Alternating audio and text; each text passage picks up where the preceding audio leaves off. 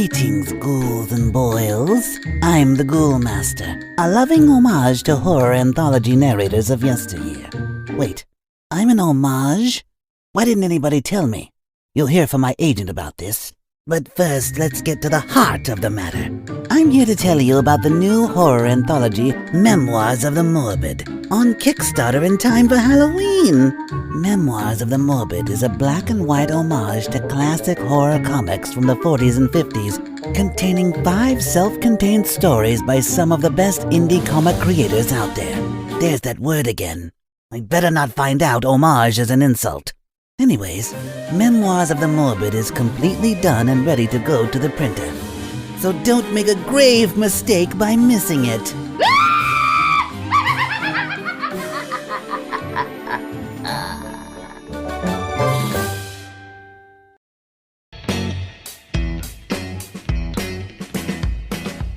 Hey everybody, Grant and Angie are back. Part 2. She is correct. We're talking about Batman 89. And guess what? We're still drinking wine. And we're still happy. We still have a belly full of fish.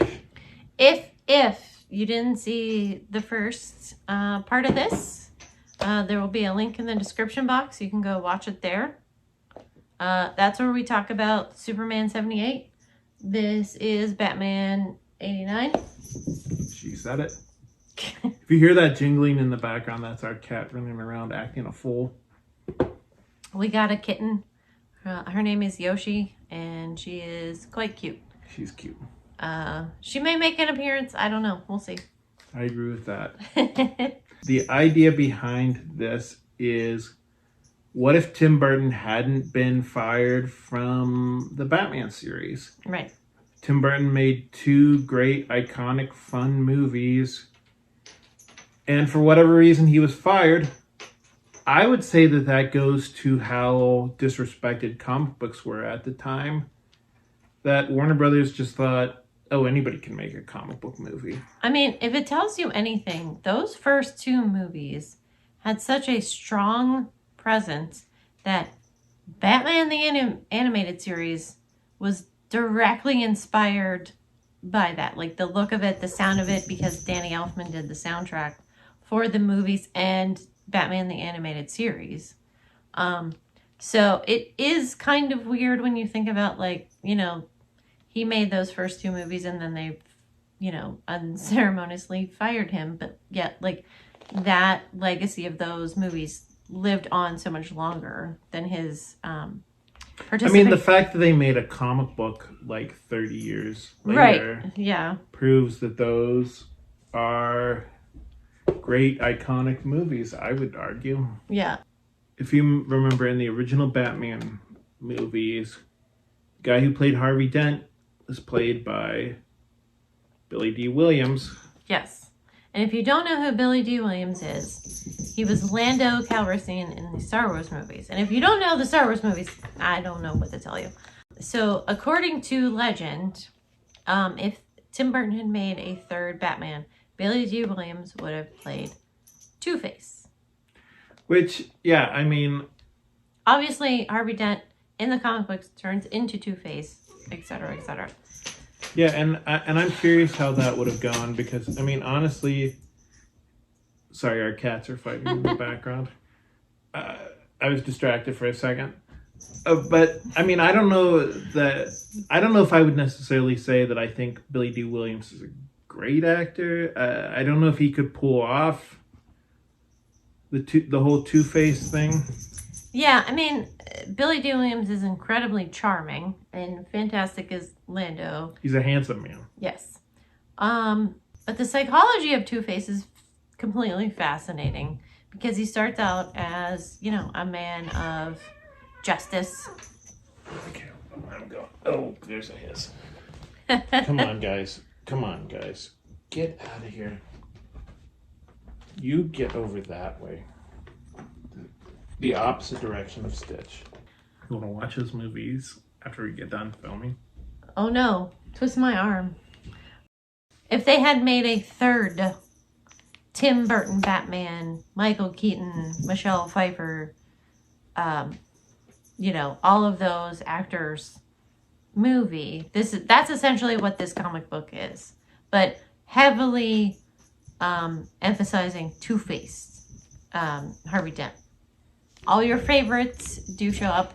I will say I think that they captured Michael Keaton's likeness very well. Yeah, so the likenesses overall, I would give like maybe a 7 or 8 out of 10. Yeah.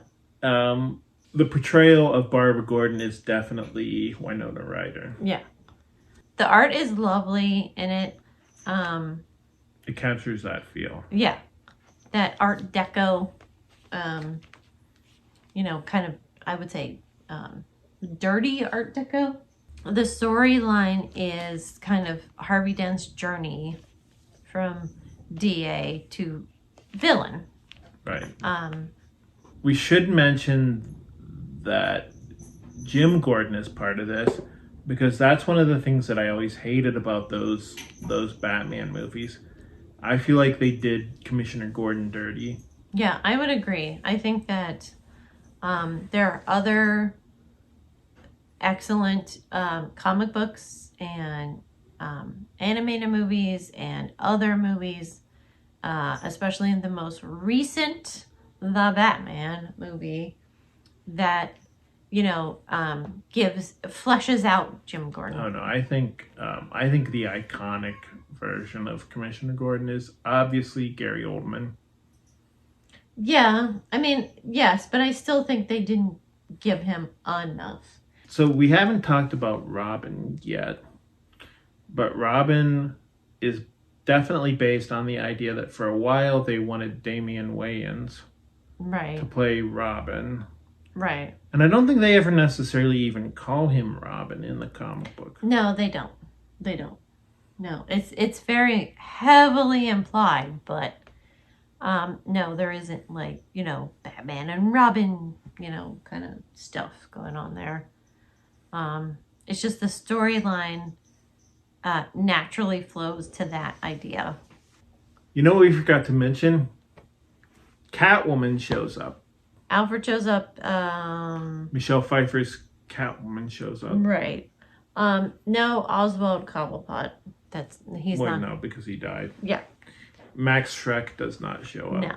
So there's an interesting mix of like the cartoonish kind of like comic book storyline and real life, you know, urban issues, I would say. Would you agree? Yeah. Oh, and so that's something else that I wanted to bring up with this comic book. They do bring up the idea of like the whole Black Lives Matter thing. Right. Which I'm sure a lot of angry white dudes were mad about with this comic book. So this would have been a big issue at this time because of the whole Rodney King thing. Yeah. I mean, cops beating up black people is not new. Black Lives Matter as a banner is new. But the way cops treated black people has always been an issue. And it is because, you know, Harvey Dent would have been in this movie, in this comic book, black. It definitely brought it more to the forefront without having, you know, that banner over it. But it was still very much there. So I thought that was cool that they worked that into the comic book. Yeah. That issue. Yeah. Yeah, I really... I'm trying to think if I had any negatives, and I don't know that I have any, actually. No, I think, did you like this? Did you like Batman 89 a little bit more than Superman 78? Yeah, I would say a little bit more. I would give it, so I gave Superman like an 8.5 out of 10. I would give this like a 9 out of 10. I think we're in agreement then. Yeah. Thank you for watching. It's like a book report, but fun. Yeah.